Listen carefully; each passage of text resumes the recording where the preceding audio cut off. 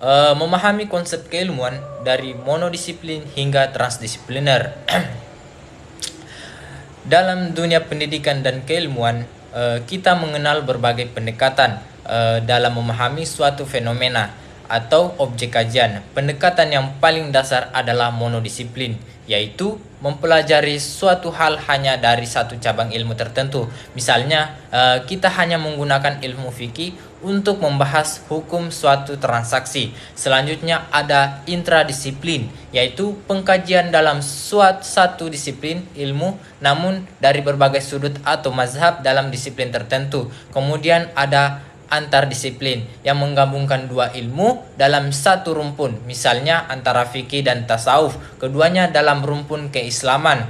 Selanjutnya ada multidisiplin, melibatkan lebih dari dua ilmu dalam satu rumpun keilmuan seperti kimia, fisika, dan biologi untuk membahas masalah lingkungan. Sedangkan interdisipliner melibatkan dua ilmu dari rumpun berbeda dan menghasilkan kajian baru, misalnya fikih dan ekonomi menghasilkan ekonomi syariah.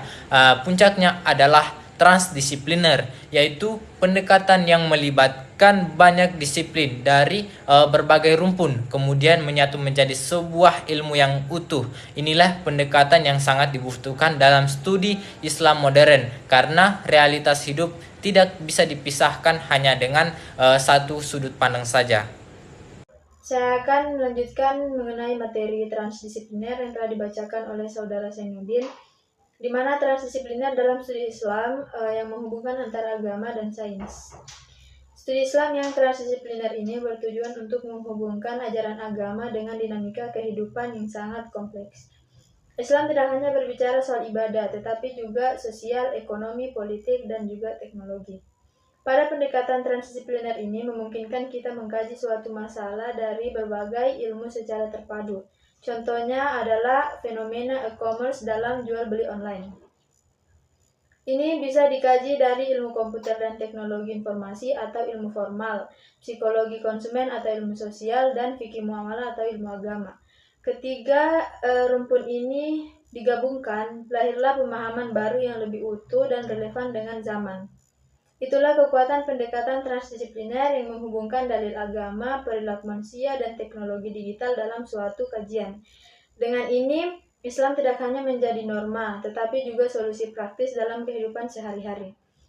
Mungkin itu saja yang dapat saya sampaikan. Saya persilahkan untuk materi selanjutnya. Baik, terima kasih kepada Wadania telah mempersilahkan saya untuk menjelaskan materi saya, yaitu tentang intersubjektif testability dan imajinasi kreatif dalam ilmu.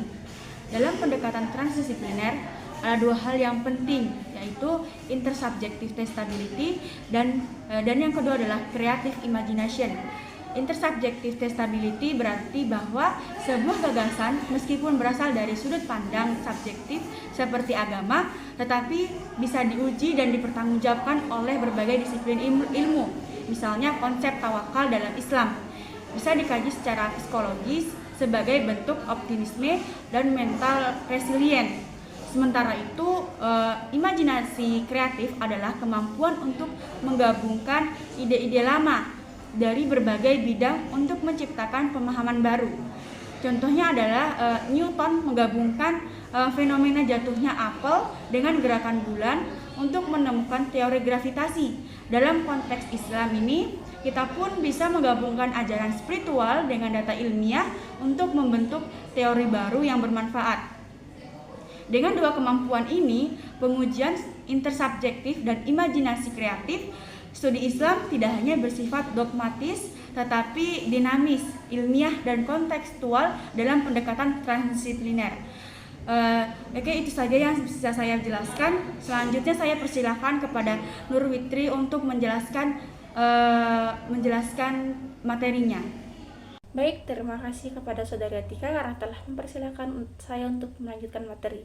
Selanjutnya adalah kajian transdisipliner, contoh nyata dan aplikasinya. Transdisipliner bukan hanya teori, tapi bisa diterapkan langsung. Contoh pertama adalah kajian biopsikospiritual. Ini menggabungkan antara ilmu biologi, psikologi, dan tasawuf. Dalam praktiknya bisa digunakan untuk memahami kesehatan jiwa dan raga secara holistik. dari sisi medis, mental, dan spiritual. Contoh kedua adalah akuntansi ekonomi syariah, hasil gabungan dari ilmu akuntansi atau formal, ekonomi atau sosial, dan fikih atau agama. Ini digunakan dalam sistem keuangan syariah untuk memastikan bahwa laporan keuangan tidak hanya akurat, tapi juga halal dan etis.